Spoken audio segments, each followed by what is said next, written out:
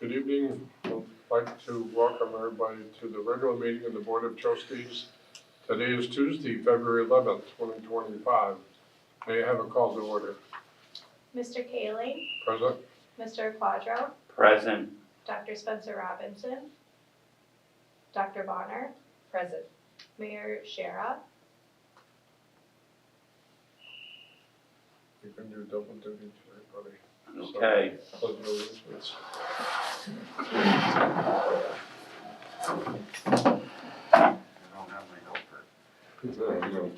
Pledge allegiance To the United States of America, of America, and to the republic for which it stands, one nation, under indivisible, indivisible, liberty, with liberty, liberty and and justice justice for all.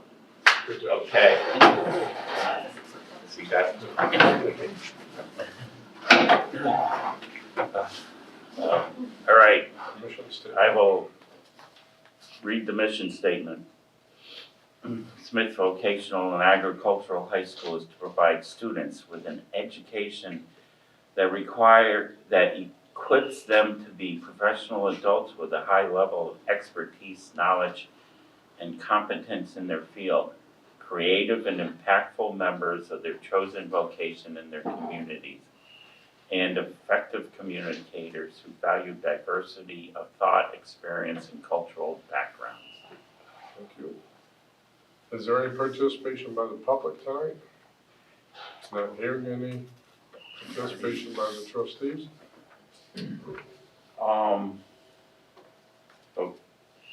Attended, Mr. Kaling and myself attended the, was it Division 8? Correct. Division 8 meeting.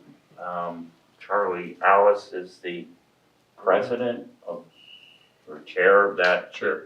division. Vocational schools. Let's see, we had what, four other schools represented it.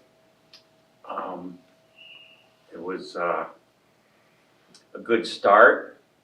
I learned more about the other schools across the state, which is good for my knowledge, and hope to attend further meetings of Division 8. Mr. Kaling, you want to No, it's 100% dovetail on that? It got canceled. The first one got canceled, but then the second one was well attended, and we had a great report they put together and used the whiteboard. Did a great setup. They provided refreshments, and then after the meeting, we did Melanie Yes, came we in did Chartier before. and did a complete tour, and they were very impressed with our aged facility. So they said that they appreciate the hospitality, and as Rick said, we look forward when another one is at another school to go there to see that facility. So it was definitely worthwhile and a good experience. Well, I'll comment on one of Mr. Kaling's comments. He used the word aged facilities. Regardless of that, we turn out a very good program, and I'd like to thank our administrators and staff for that. And that's it. And we got Tim in the back of the room. Are you awake, Tim? I am, Yeah. thank you, thanks for asking. We want to thank you for the excellent job. This room came out absolutely beautiful. And I know you do a lot with little, and I want to thank you for that. So, okay. So no student rep tonight? No. Anything to say about that? No? Okay. So may I have a motion and a second to approve the minutes of the January 21st Board of Trustees meeting? Motion to approve minutes of January 21st, 2025. Second, Is there any other discussion? If not, all in favor? Aye. Aye. aye. We're gonna not have school spotlight tonight, so we're gonna go right to the principal's report. All right, thank you, good evening. Just for enrollment purposes, we are standing pat at 584 students. You can look at the applications year over year. Currently, we are 11 over last year at this time. At a total of 278 applications, 59 from Northampton, representing 21.2% of applications. Ms. Fairman and I are building the school level budget proposal for Dr. Lincolnhofer to review. Hopefully meeting with him the week after February break. And we'll be on track for him to present at the March Board of Trustees meeting. Jeff did want me to add, even though he's gonna get his spotlight bumped to March, he wanted me to just announce to the board the current standings. So wrestling is 4-1 in the league. They're 4-21-1 overall, but that's because they wrestle in a number of tournaments across the state on the weekends, where they're gonna be doing like tri-meets or quad meets. So they're doing very well, trying to hold their own. On an individual basis, we had 2 students who have over 100 wins in their career this year. So I want to congratulate those students. And we are a co-op program for wrestling. We have 6 from Smith Voc, 7 from Northampton High, and 2 from Smith Academy. Girls basketball, varsity is 12-5, one of their best records in a long time. JV's at 2-1. There's not a lot of JV program games for us. Boys basketball, varsity is 12-5, JV is 12-0. We have no open personnel at this time, and that's my report. Any of your questions? Thank you, Joe. I don't see that. Sorry about that. As far as committee reports. Anything that you were aware of? No. Okay, we'll go back on. Tim, you want to give us facilities, please? Sure. So the siding project on the MS barn that was started last summer didn't get finished up. The carpentry kids are gonna take over that job and finish it. We walked down there today, took a look. Most of the material's on site.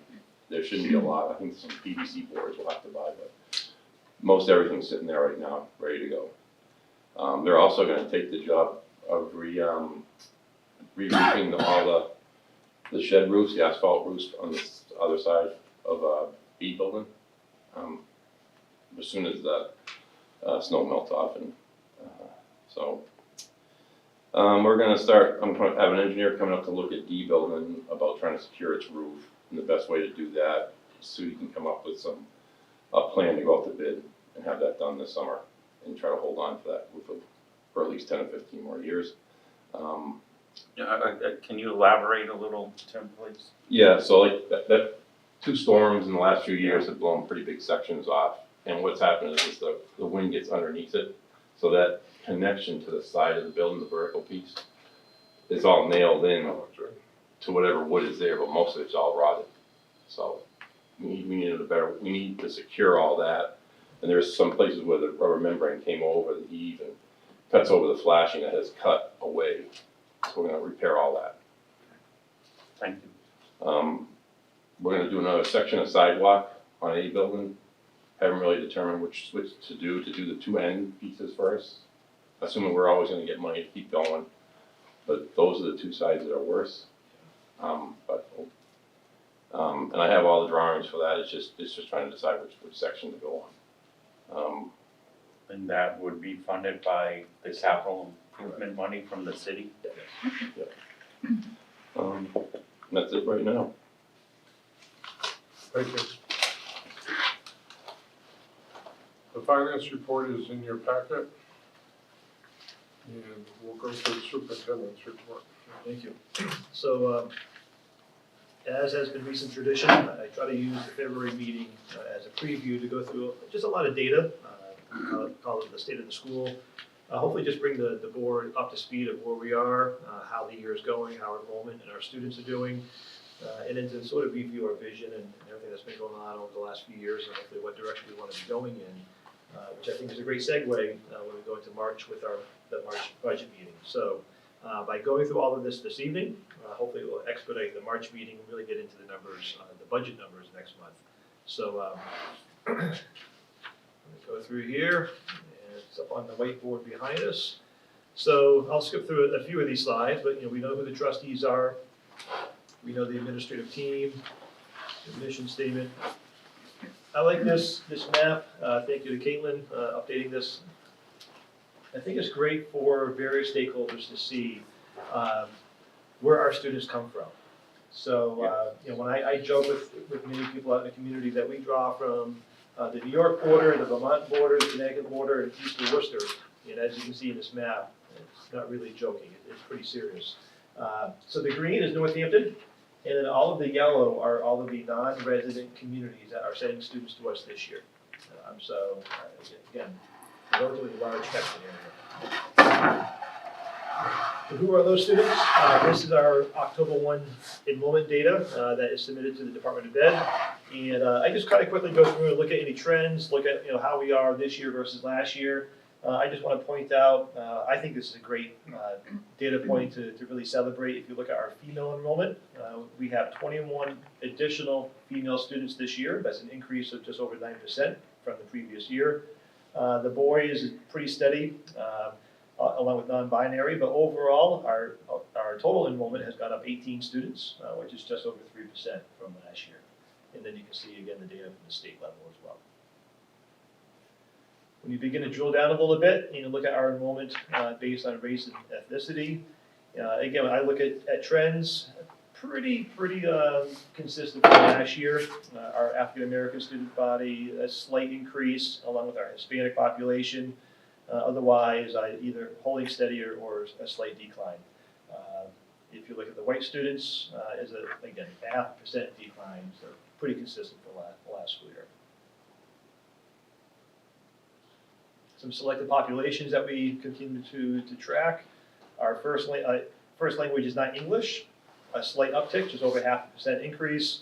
ELL students, pretty consistent, about 0.2% lower than last year. Students with disability, a slight decline, still way above the state average. And this is one that I think when it comes to the budget and when we work with Rebecca, I think we as the trustees and as the admin team, we have to realize over 35% of our students are students with disabilities. When you compare that to the state average, it's only 20% state average. And hopefully we're well aware that a student with an IEP, there's more services that we have to ensure that we're fulfilling. So on the guidance side, within the classrooms with special ed teachers, with paraprofessionals, adjustment counselors, if there's counseling on the grid. So many services that we have to, by law, fulfill. And when 35% of our students have an IEP, again, it's a higher cost. Excuse me, sir. Definition of students with disabilities. You mentioned students that have IEPs, so that's the determining factor. IEPs, I believe 504 plans as well. Pardon? In a 504 plan. What's a 504 plan? It's federal law. The best way I describe to people is that an IEP allows us to modify the curriculum. And a 504 provides accommodations so the student can still maintain and achieve that same curriculum. But there are sort of safety nets that we put in place. In the construction field, I always use construction as the example. So a student with an IEP may be told, you don't have to worry about framing that wall. Okay, we're going to have you do another job.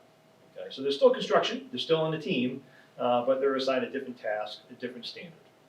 A student with a 504 plan is still expected to build that wall, but rather than using a regular nail and hammer, they're going to be given a nail gun. And that nail gun may be easier to build that wall. That's the simplest analogy I can think of. How is it determined if a student needs an IEP? There's testing involved that verifies that there's a disability that we provide services. A 504, there has to be either a diagnosis or an assumed diagnosis of something that hinders a major life activity. And learning is a major life activity. One example may be you're a skier, Mr. Quadro, you get into a skiing accident and you break your leg and now you're on crutches or a wheelchair for a prolonged period of time. We could actually write a 504 plan for you in that maybe we let you out of class a few minutes early because you have to get to the next class. You may need to have a scribe if you broke your arm. So it's basically allowing us to give you accommodations so you can access the curriculum. Okay, thank you. Okay. Low income, no change from this past school year, within a ballpark of the state average. I was a little surprised that we were below the state average when it comes to low income. And then high needs, slightly above the state average. And how is that defined? High needs is students that are in any of these particular categories. If you step back, one particular student may be represented in multiple categories. Okay. So what happens is that the high needs basically says you only counted once.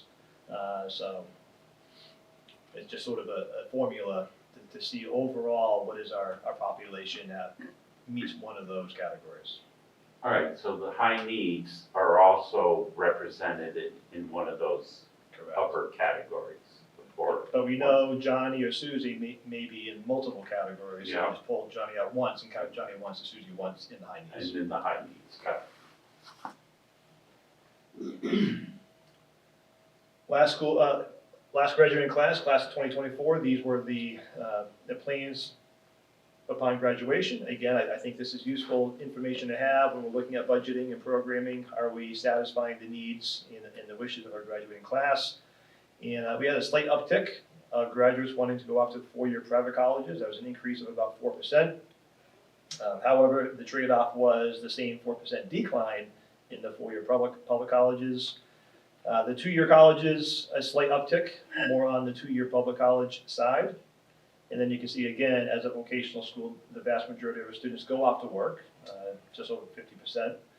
The military, year in and year out, we typically have a higher percentage versus the state that enlist in the military.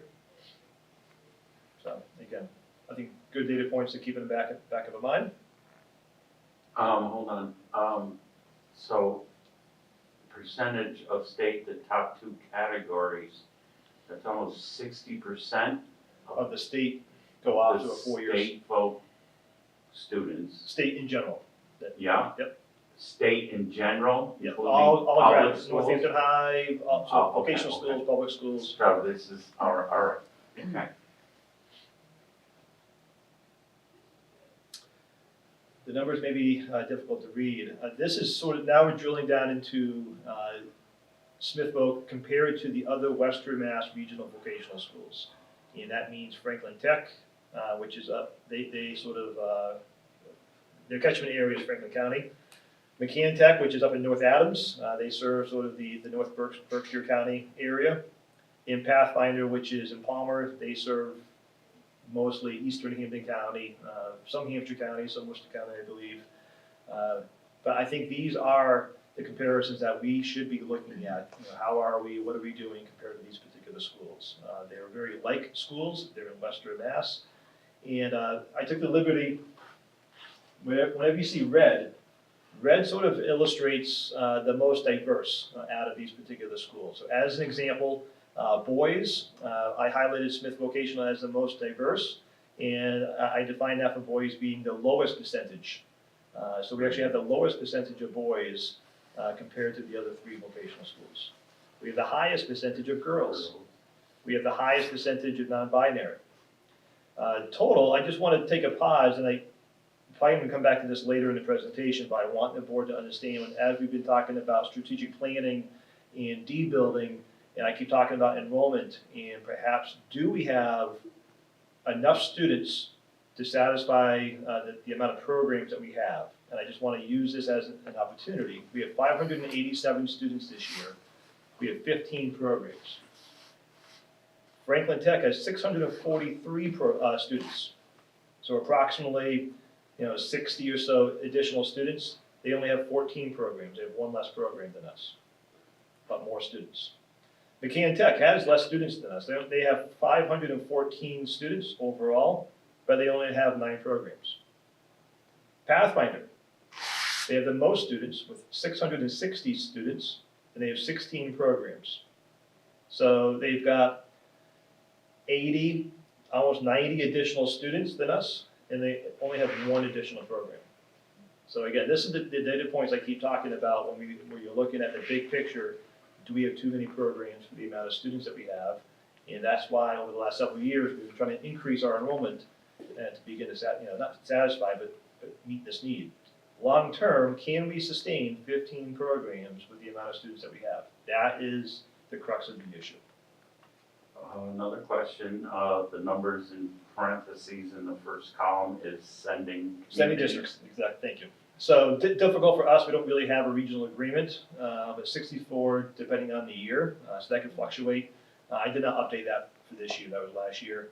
But Franklin Tech, they service 19 communities, McCann Tech has 9 communities, and Pathfinder also has 9 communities. So down the road, if the board begins to entertain, if regionalization happens to be the answer, I don't think we want to regionalize with 64 communities. But you can see our counterparts, typically 9 or so seems to be the average out here. Moving on, sorry. Go ahead. So moving to some of the other demographics, African American students, we have the highest percentage, along with Asian students, Hispanic students, Native American. The white students, we have the lowest percentage of white students compared to the other 3 vocational schools. Native Hawaiian, we don't have any this particular school year. The highest percentage is 0.4%, so we're close. Multi-race, we're at 2%. The highest was 3.8%, and that's down in Pathfinder. First language, not English, we have the highest percentage by far, and I want to highlight this. 4.8% of our students are first language, not English. The second highest is 0.6%. So it's not even close. English language learners, we have the highest percentage by far compared to the other 3 schools. We're 2.4%, which does not sound like a lot, but the second highest is 0.6%. And again, ELL does require additional services. We have ELL teachers, Mr. Parks, that you're well aware of. A lot of his job is focused on English language learners, so a healthy percentage of his salary goes towards that particular program. And then finally, we already talked about students with disabilities. We are by far have the highest percentage of students with disabilities at 35%. The second highest is 22.1%. So when it comes to budget, we have to be cognizant of the fact that we have many more services that we have to provide compared to our counterparts. And on top of that, do we have enough students to fill all the programs that we offer here? And that's what's going to become the struggle when we're looking at budget numbers. Okay, I remember my question. We have 64 sending communities. Now, could some of those students be going elsewhere, but they can't because we're offering the program that they want and the other schools aren't offering that program? Have you looked at those numbers at all? So the easy answer is the animal science, the ag programs, no matter where you live, you can come here. The traditional vocational programs that we have, it really depends. So the students that are here, that live in a community that belong to, as an example, Franklin Tech or McCann Tech or Pathfinder, they're here because those schools don't offer the They program. don't offer the ag program. Or the technical programs that we offer are not offered there. But that's where it gets really complicated with exploratory. So many times, and what's happening at a higher rate, the traditional superintendents, as we can imagine, and I totally respect, and I've mentioned it before, I'll mention it tonight, the enrollment is going down within the region. Dr. Bonner's enrollment is going down, which is going to put more pressure on Dr. Bonner and with her school committee to say, how can we keep our kids, okay? Because that's going to make Dr. Bonner's budget more difficult. Why would a Dr. Bonner in the world sign off to allow a student to come here and enroll in a Chapter 74 program that is offered within the vocational school that Dr. Bonner's school district belongs to, so Pathfinder resident. So Pathfinder offers plumbing now, that's one example. It's a new program for Pathfinder. So if I live in one of the communities that belong to Pathfinder, and my child wants plumbing, he or she's not coming here anymore, they're gonna go to Pathfinder. The challenge is if that student wants a program that Pathfinder doesn't offer, but it's not ag, technically, the new regulation says I have to explore at Pathfinder, because Pathfinder offers that exploratory program, even though they want the criminal justice. They want to come here for criminal justice. So in that case, the superintendent can say, no, you're not coming to Smith. You have to go to Pathfinder. You have to explore at Pathfinder. And after the exploratory, you still want criminal justice, then you can apply to come to Smith. Typically, that means sophomore year. And will we have any openings in criminal justice sophomore year? Chances are no. So it's getting more difficult for students who want traditional vocational programs to come to Smith, even if they want Smith because we might be a better school, more offerings, their family came to Smith. It's getting more difficult to So come. you mentioned criminal justice being one of those vocational programs that the other schools Do don't not offer. have, correct. Do we have any other vocational programs that Oh, yes. the other schools don't offer? We could go down to the list of 15 programs, and we can go program by program to say, this shop isn't offered here, but it's offered there. I can't think of Okay. one of our programs that's not offered anywhere. Cabinet making might be, well, I'm not sure if any of them are on there, cabinet making. Might be probably the best example. But now it's, on top of this, there are other communities, as an example, Westfield. Westfield's not on this list because I'm only looking at the traditional regional voc techs. But Westfield has Westfield Tech, which is their vocational school. So if you live in Westfield and you want vocational programs, you go to Westfield Tech. But then the same regulation. I live in Westfield, I want to come to Smith, it's the same thing. I can come here for ag. If I want to come here for another shop, is it offered at Westfield Tech? Yes or no? It gets All right, so what was your reason why Westfield Tech isn't in this comparison? Because Westfield Tech is really a municipal Chapter 74 program. They only service Westfield. I wanted to have. The community of Westfield only. Correct. Correct. So I wanted vocational programs, schools in Western Mass that draw from multiple communities, which is sort of our model as well. Other schools like Westfield Tech, we have Chicopee Comp, they Yeah. service Chicopee. In Pittsfield, they have Taconic, services Pittsfield.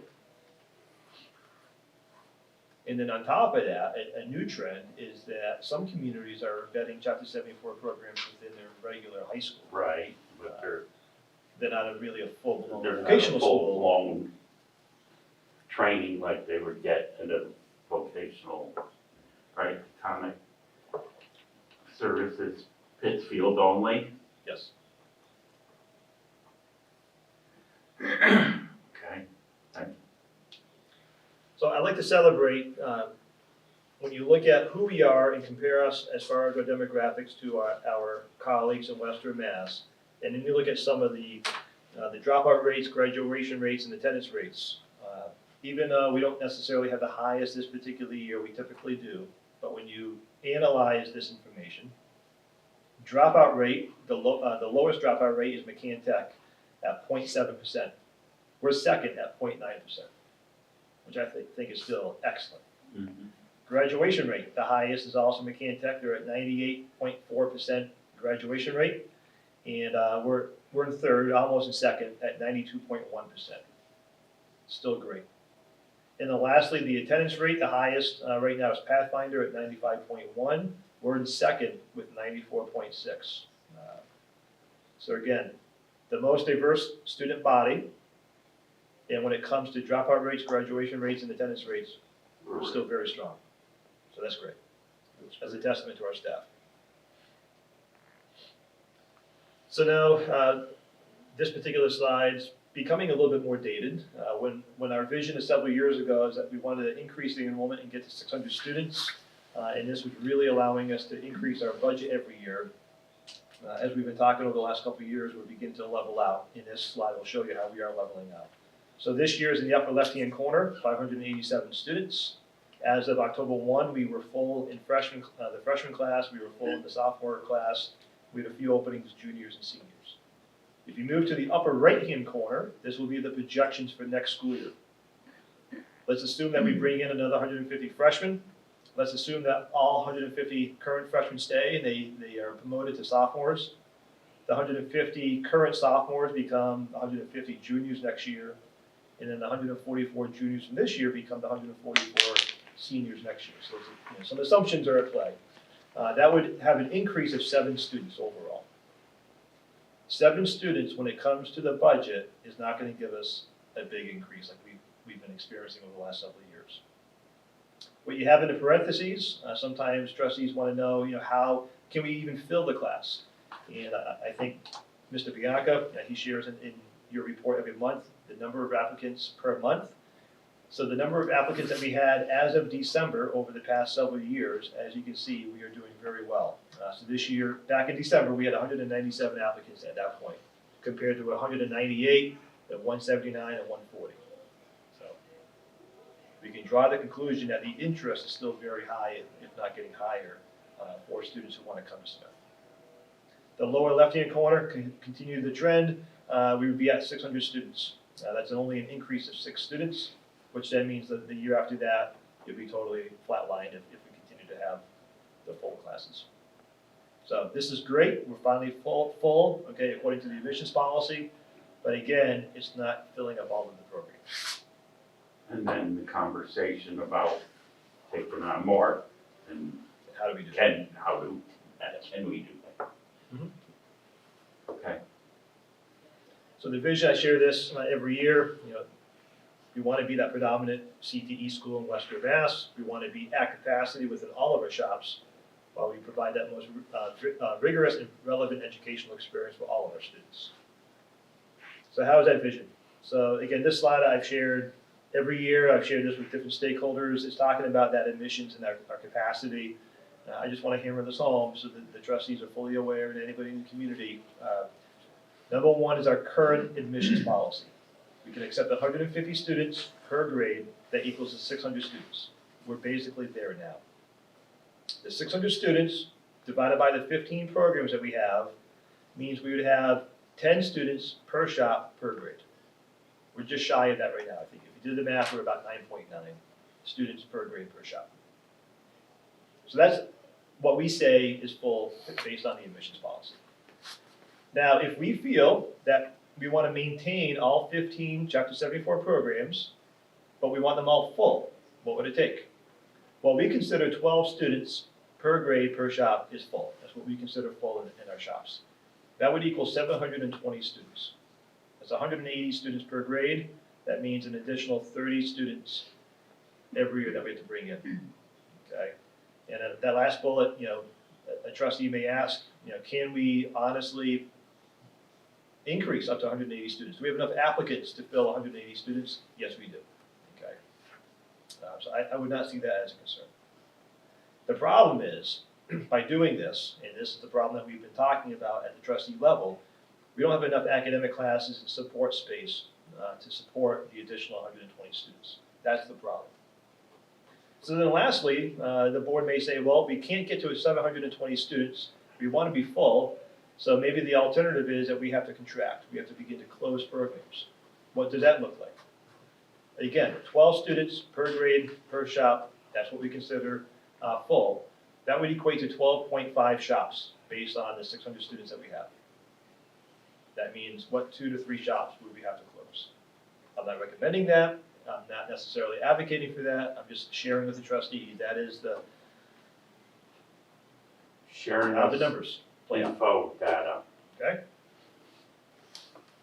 So visually, you can see, okay, the blue line is our overall enrollment dating back to 78. You can see where we are this year, okay, again, pushing 600 students. That green line would represent 720 students. The red line represents 600 students. So back in the late 70s, early 80s, we were over 600 students. It's the same campus. People ask me all the time, you know, well, we had 600 students back then. Why can't we have over 600 students now? The problem is on the academic side. We have a lot more academic offerings now, a lot more requirements on the academic side. It's not like it was back in the early 80s. That's where it is there. Yes. Now, one thing I do want to highlight here, and we may talk about it later in the presentation, this is where we, unfortunately, were surprised this year when we built this year's budget that we're living in right now. You've heard from Ms. Fairman over the last few months that we're a little short on the number of non-resident students that we budgeted. And this visual may show you what that looks like. So as we've been forecasting higher enrollment, and you can see that in those blue lines, we have truly realized a higher enrollment. As we were projecting that as we build a budget, we had to project how many of those new students, additional students, would be non-resident students. Because again, we get more money per non-resident versus the Northampton student. And how much more money do we get? The non-resident tuition rate is about 20,000 and some change this year. The chapter 70 money is 15, 16. I'd have to get that number for you, honestly. I don't want to give you a wrong number, but it's definitely less. Okay. The problem, as you can see though, in this visual, we were correct. We're building our overall enrollment, but you can see the last 3 red lines, which represent the number of non-resident students, as flatlined. Yes. So we haven't gotten the number of non-resident students that we were hoping. That's an issue for us, which also then turns into an issue for Northampton. So as our enrollment is going up, but we're not filling that increase with non-resident students, how are we filling it? We're filling it with more Northampton students. So that's what's been happening here over the last 2 or 3 years. So. The admissions data, I think I shared this with the board a couple months ago. I'm not going to go into the great detail, but again, this is sort of a summary of the Northampton students that have applied this last cycle, okay, that are now freshmen here at Smith. And this is looking at the opportunity gaps, okay, why, as an example, students of color. Last year in 8th grade, 27% of the 8th graders in Northampton were students of color, 73% were white. 35% of the students of color applied to come here. Only 18% of the white students applied to come here. So that data point in of itself, I want to celebrate. Why is there a higher percentage of students of color wishing to come to Smith versus the white counterparts? I think that's worth a conversation. However, the offers made, it flips it. So of the students of color who applied, that applicant pool, only 48% of them received an acceptance to come here. Yet the 78% of the white students that applied received an acceptance. So while we have a higher percentage of students of color wanting to come here, there's a lower percentage getting in versus the white counterparts. So again, that's worth a conversation. Why are the students of color scoring low enough where they're not getting those acceptances compared to the white students? And again, as a reminder, the criteria for admissions, we look at 7th and 8th grade academics, we look at 7th and 8th grade attendance, which is only unexcused absences. We look at discipline, it's only the serious infractions now per the new regulations from the state. So we can't look at office detentions, simple infractions like throwing food in the cafeteria. It is the severe infractions. Most students receive full credit there. And we also look at a guidance or a teacher recommendation. So that's what the criteria that we use. With that criteria, why is this happening? Okay. The same thing happens with our low-income students. It's the same path, okay? A higher percentage of low-income students want to come here, they apply, but a lower percentage of that group get in. Same thing with students with disabilities. EL was quite unique. There was only 6 students that were considered EL in 8th grade. Only 1 of them applied to come here. That 1 student didn't get in. So I share that. I think it's an interesting discussion to have at some point. I shared this, I think it was last month or the month before. This is the Western Mass enrollment trends. Again, overall declining of enrollment. So as we look long-term in how this will impact the budget, we have to be careful on what we do for programming long-term, realizing that most likely there's going to be less students to draw from in Western Mass. Moving to the vision, I think this is a great opportunity to sort of sit back and pat yourselves on the back as the trustees. This has been a vision that we've had over the last several years. As you know, our vision has been to offer all of the animal science concentrations to truly become the Aggie school, just like Bristol Aggie, Norfolk Aggie, Essex Aggie. And we have completed, as we all know, the companion animal concentration. That building has been built. We have to begin to look at vet assisting concentration along with an equine concentration. Okay, thank you for the accolade of patting the trustees on the back, but I think the admin team, you specifically, and probably Mr. Bianca, pushed that agenda, and we just kind of went along with it. Thank you for the ride. Mr. Kaling, would you say anything different in regards to No, that? I gotta say that Andy and I, and the other teachers, we had a vision. in regards to the vision of Oliver Smith, in regards to going back in history, what was the school made of, and Aggie was a big part of it. And we kind of lost focus over a period of time where we were promoting more of the other departments than we were that. And yet, we had the opportunity, when we started looking around the Commonwealth and we talked about all these Taj Mahals that are Essex Aggie and this and that, they were leading and we were following. And so by doing this, we are starting to equal it out a little bit. We don't have the campus they have, but we have the people. And so I think by a vision that occurred in alignment with that vision came all this together. But we have to approve it, Rick, as the trustees. Yeah. So the pat on the back that he's given us is because we did our work by approving it. And the why behind it, Mr. Keeling talked about sort of the history of the school. The practical why is that second bullet. So, years ago, when Joe and I first came here back in 2014, our enrollment was about 40 students. We realized that we had to catch up with our counterparts, but also the exploratory regulations were changing. And Mr. Quadro, your questions earlier in the meeting asking about students applying, how do they apply, and are they allowed to come here? That whole discussion really drove a lot of this conversation and drove a lot of this vision. And we realized that we had to offer ways for students to come here and cut the red tape. And the easiest way to do that was to expand animal science. Why? Because anybody, anywhere can come here for animal science. We knew that. So that's what that second bullet is talking about. That it sort of aligns with Oliver Smith's will. We already have the animal science program. There's no need to go back to the Department of Ed to ask for a new program. It was simply adding more concentrations. So it made it a lot easier to create that to create the companion animal concentration. We already had the animal science program. We just had to add the concentrations. So that's what that second bullet is alluding to. The third bullet, this was a concern. I came back from the Department of Ed years ago, basically the same meeting where we realized we had to expand animal science. We saw the writing on the wall with horticulture. Horticulture is in the same position. Horticulture is the overall umbrella for the program, but there are several concentrations that fall underneath horticulture.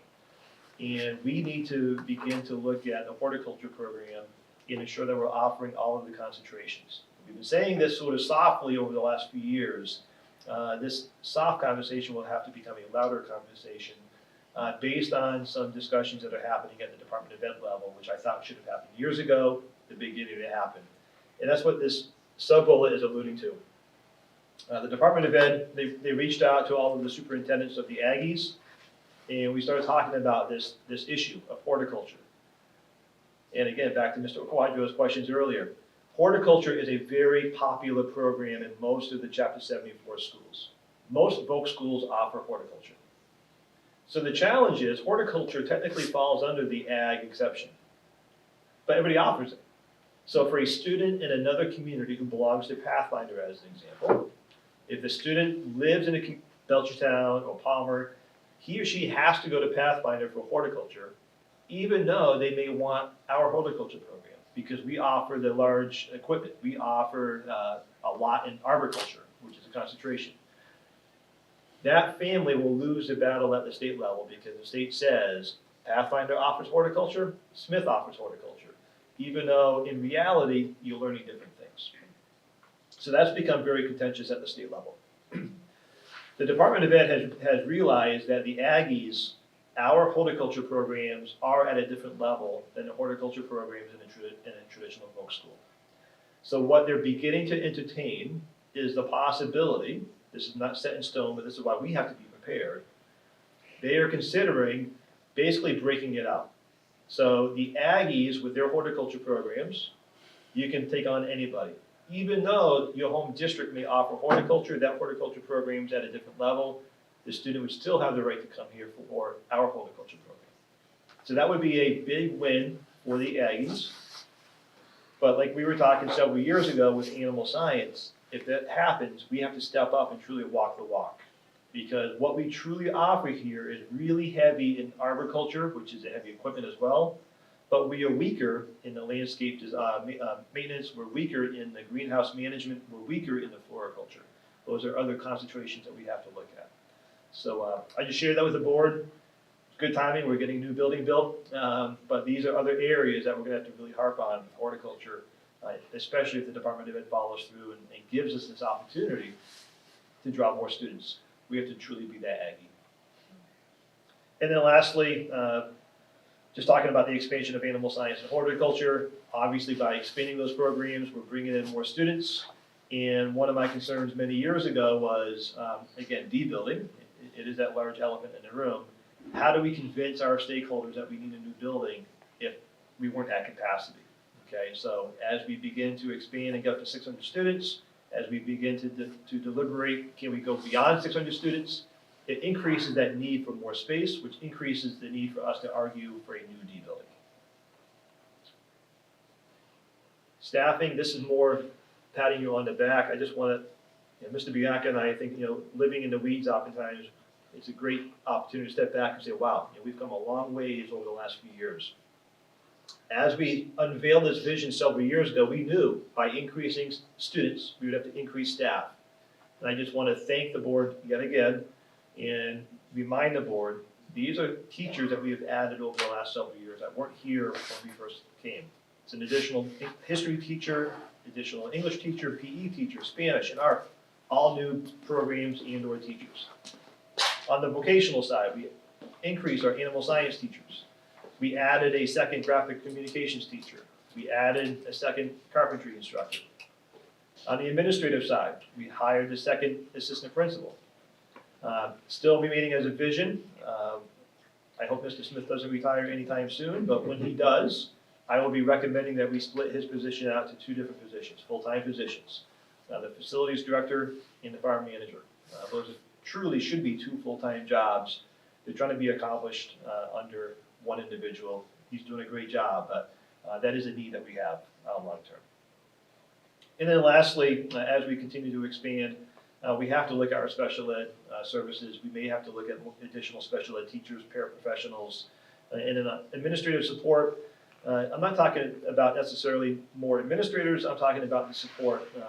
The White House central office, okay, with more billing, more benefits. There's a lot of needs that we're trying to manage. So we have to look at that always. Facility improvements. I'm not going to go through this. There's 2 slides worth of improvements that we've made over the years, but as you can see, we've done a lot. Okay, and a lot of this has been possible because we've been increasing our enrollment. So that increase in students plus the increase of that non-resident tuition rate has allowed us to have the operating funds to do a lot of these projects. Knowing full well the day was going to come, and I think the day has come, that a lot of these projects that we can't continue to add. Okay, our goal now is to maintain what we have, and that's sort of where we're going to be entering into this new phase here at school. But again, 2 great lists of a lot of projects that have been accomplished here. Between good management of finances here, along with a great neighbor and support from the city, through their capital improvement plan, we've been able to accomplish a lot of these. I want to drill down a little bit to the animal science complex. Again, remind the board where we had been and where we're going. We have the animal science building down back, the former GCC building.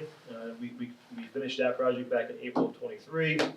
The MS barn, as Mrs. Smith mentioned earlier, we're redoing the siding, but we took that old classroom, we turned it into the pocket pet lab. We're going to be wrapping that up and hopefully have that all done next school year.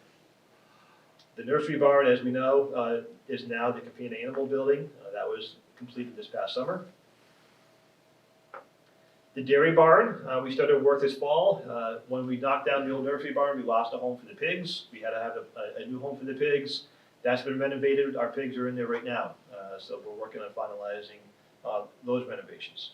The horticulture building, we know, we're working on the horse barn. As we move into an equine concentration, we're going to have to look at the possibility of having most likely a 4-stall horse barn on campus. Just as a reminder, the horticulture building, we're talking about 2 phases because unfortunately with the limitations of funds, we weren't able to get everything we wanted and needed in the new building. So that new main structure will have upgrades, with classrooms and whatnot. That will be done this coming August. But phase 2, as a reminder, would include the head house, greenhouse, and an additional classroom. And then we would hopefully then knock down what we have remaining from the old building. And just to remind the board, the EEA, when we were working on that $1.2 million grant agreement that we have with them, there were some early discussions, perhaps discussions that we want to revisit about the demonstration forest. And would we be interested in applying for a conservation restriction on that particular property? That would equate to money, and could that money be used to then do phase 2? So, something to think about. All right, greenhouse, we still have a greenhouse. Correct. Is it being utilized at all? Being used. Yes. Okay, Both of them are active right now. We have a greenhouse and we have a hoop house. hoop house, Hoop house. that's the So plastic? The plastic greenhouse, yeah, both are active right now. Okay, that'll be, so they are actively being used for, okay, great. The agriculture that we brought on board some time ago and seemed to have gone off the map. Where are we at with that? Is there potential for that to come back when things settle down, we get the new building built, we refocus? Comments, thoughts? Right, so you're referring to the aquaculture? Yes? Yes. I think we have to revisit that, honestly, with the staffing that we have. So when that came on board, didn't we have the same staffing? We did. We did. Okay. We'll leave it at that for now. Thank you.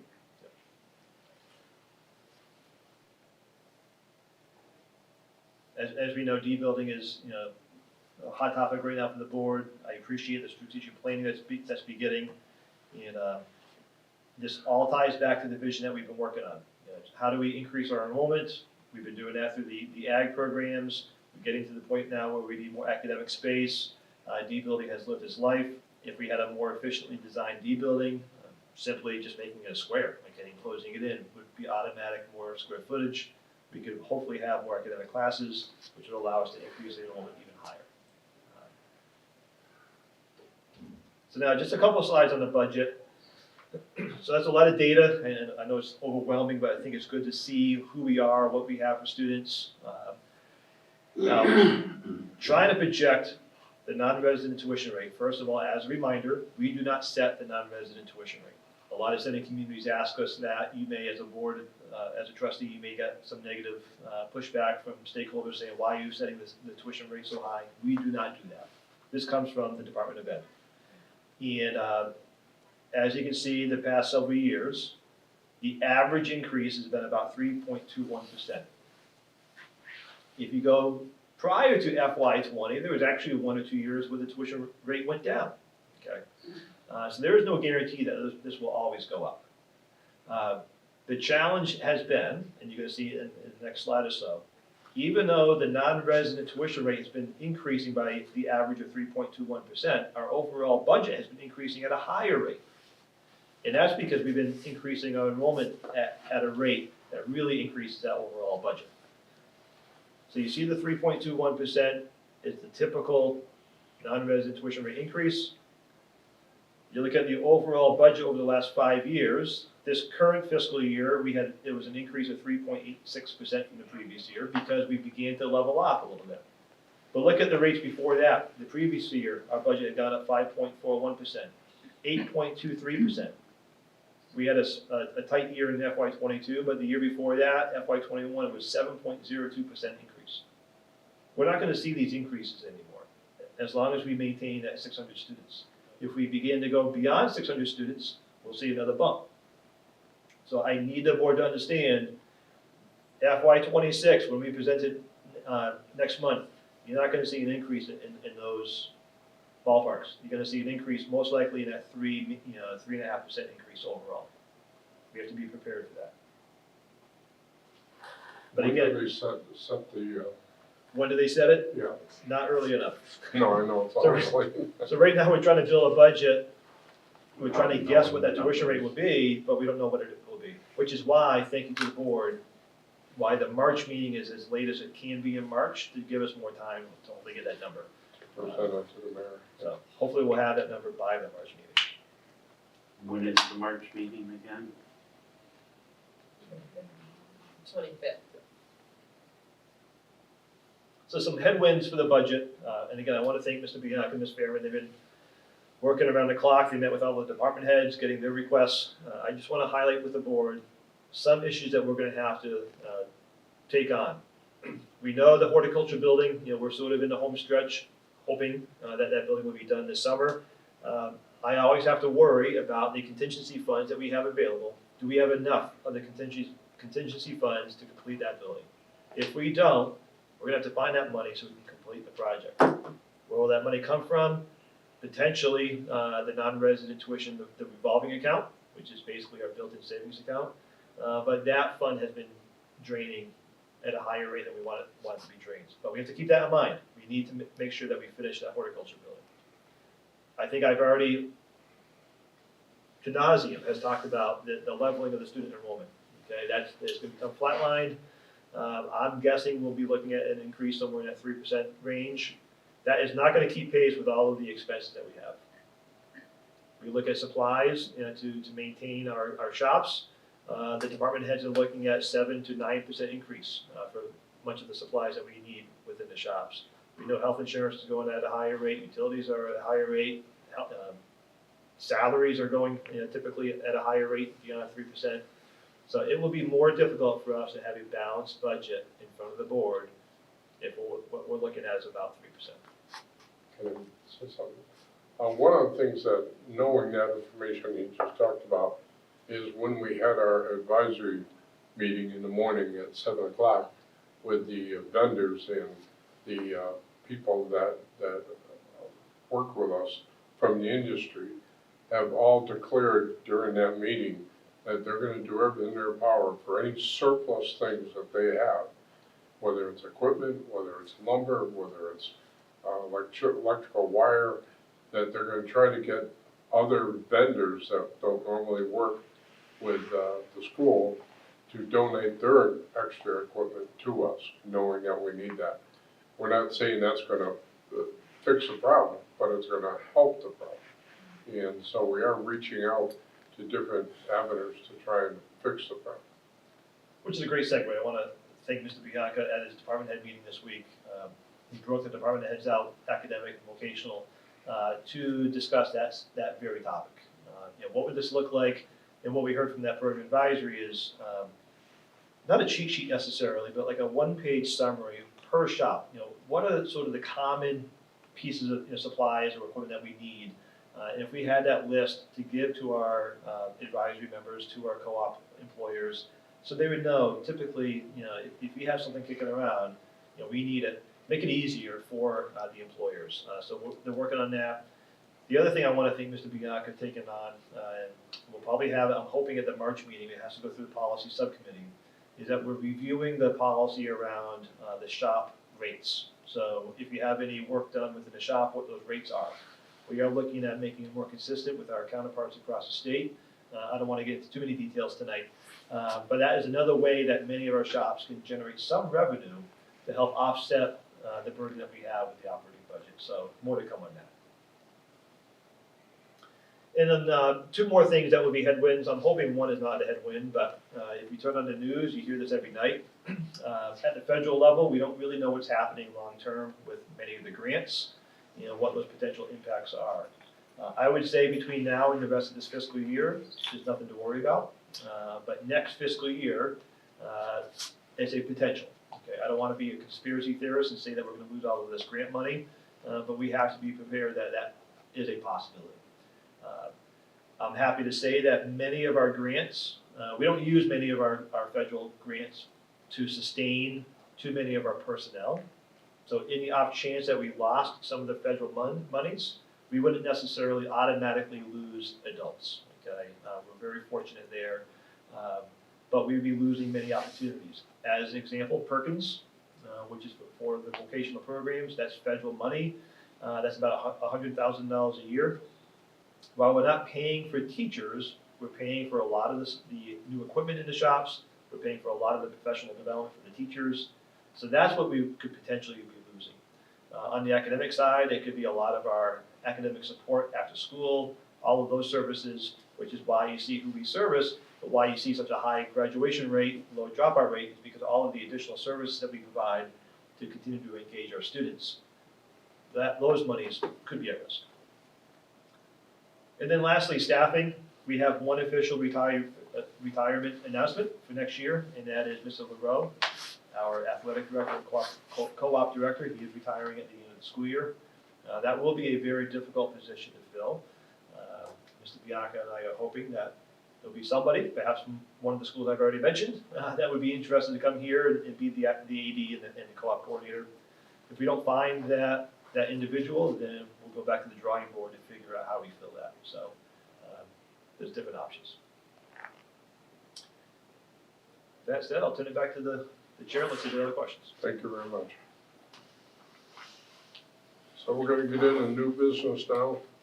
May I have a motion and a second to approve the out-of-state field trip to the Woodstock Sustainable Farms in Woodstock, Connecticut on March 17th, 19th, 20th, or April 17th and 18th. It has not been confirmed time-wise apparently.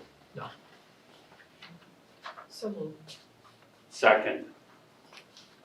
Is there any further discussion? If not, all in favor? Aye. Aye. The next item, this came up last month, but it's, everything's going up. They must be using more eggs for the breakfast. But may I have a motion and a second to approve the amending of the cost of purchasing the table for the St. Patrick's Day breakfast from $250 to $300, previously voted on at the January 21st, 25th meeting. So moved. Seconded. Further discussion, if not, all in favor? Aye. May I have a motion and a second to approve the following surplus for resale from culinary: 3-well steam table. So moved. Second. No further discussion, all in favor? Aye. Aye.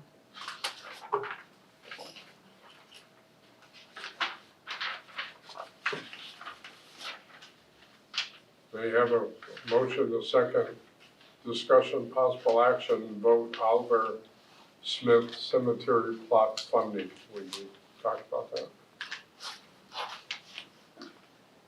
that.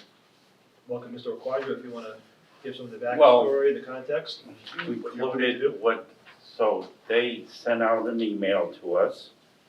I certainly think we wouldn't be here today without the Oliver Smith will.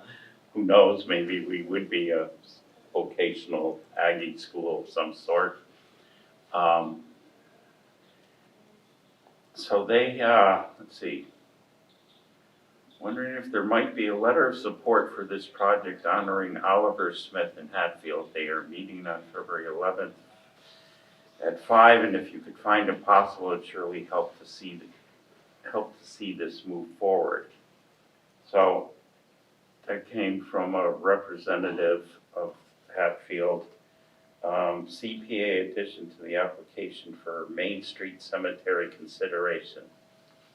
To whom it may concern at the Hatfield CPA, a bit of clarity in explaining our request for funding is that a big part of this request is to honor Oliver Smith with a contemplation garden and pathways in the entranceway and in the rear just adjacent to his burial plot. It is the hope that the naming of this pathway will be in his honor. He was a founder of Smith Vocational Agricultural School, which has educated and taught generations of young citizens in Hatfield and surrounding towns. Mr. Smith needs to be better recognized in our town's history, being Hatfield. There are literally thousands of young men and women that have become tradesmen, farmers, and some of the best all-round citizens that have and continue to give back to our town. again, Hatfield and surrounding area. His contribution to this day is historic. And then it goes on into a little more about him. Let's see. Original Congregational Church, Historic Town Library, Farm Museum, where the youth all visit. This cemetery has the remains of Oliver Smith, who, by the way, had no children, yet his benevolence and generosity has benefited thousands of aspiring youth and continues still, including grants, Smith Charities, to so many other young families in many of our county and towns, which are very active in many areas of assistance. Then there's some history about him. So when this originally came through, as soon as I saw it, I immediately responded to the group.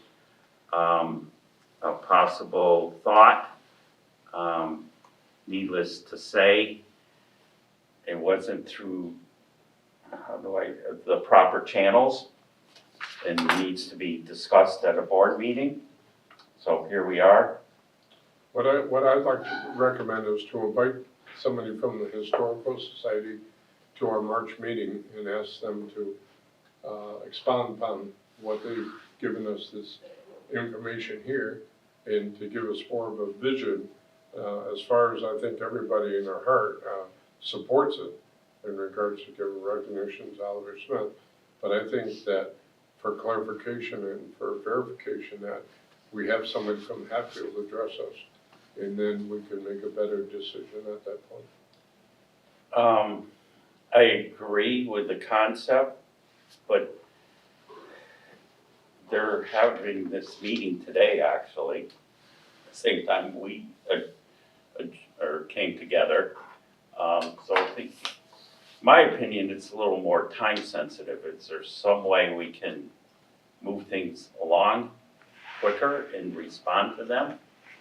Well, I don't know personally what kind of funding they're looking for from us.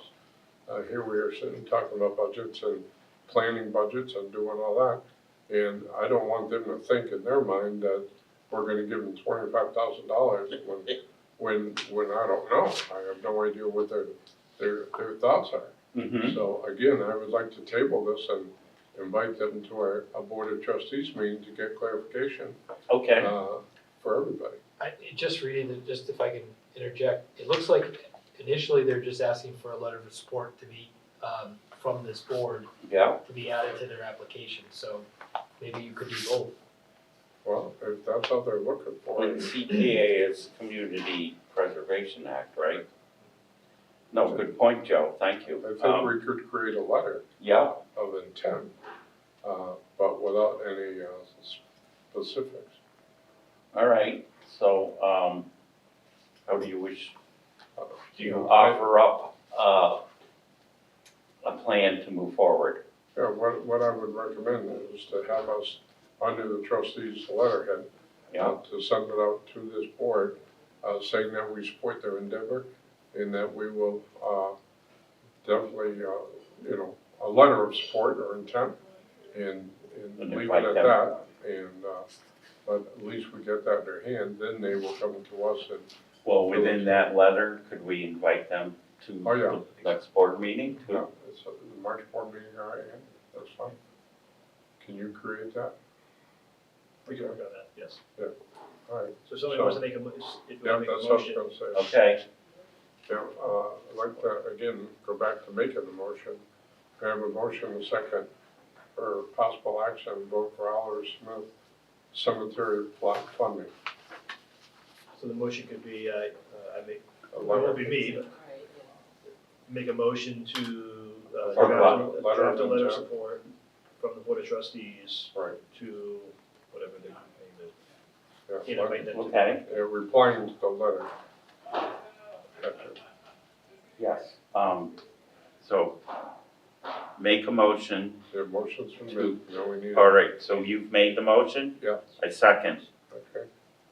Any further discussion? All in favor? Aye. Thank you. Under future business, well, we got your executive session, but I'm just gonna mention this first. Yep. Future business, St. Patrick's Day. Breakfast is on a Monday. It's at the Hotel Northampton, March 17th at 7 a.m. March 19th, the Spring Program Advisory Dinner and Meeting at 6 p.m. in the cafeteria. March 25th, regular Board of Trustees meeting at 5 p.m. here in the library. And I need to make a motion, a second, to enter into executive session under Mass General Law, Open Meeting Chapter 30A, Section 21A, 2-2 to conduct contract negotiation with non-union personnel, the school superintendent, and to reconvene in open session for possible action. May I have a roll call, please? But we have to, so, well, Okay. I'll second it since you made the motion. Further discussion, so, Well, no. You have to Roll vote to, call yeah, to go into executive session. So we're gonna go to executive session. we have to vote on it, so. Caitlin, we haven't gotten there yet, I do, know, but she's gonna go roll call. okay, And when I do the roll call, answer yes.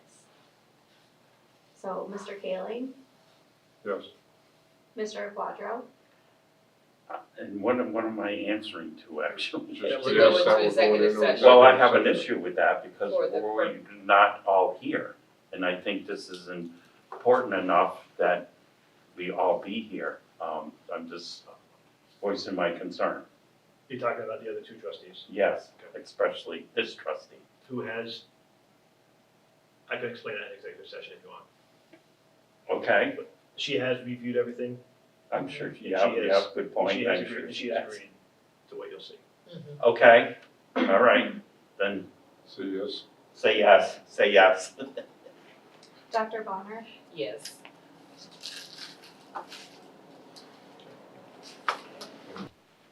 Ready? Yeah, may I have a motion, a second, to enter into open session under Massachusetts General Law, Open Meeting Law, Chapter 30A, Section 21A, 2, to conduct contract negotiations with non-union personnel, the school superintendent, and reconvene in open session for possible action. Do we have to do the roll call again? Or I not? believe so. We're back in. Just to verify that you're here. okay. Mr. Kaling, Yes. Mr. Quadro, Yes. Dr. Bonner, Yes.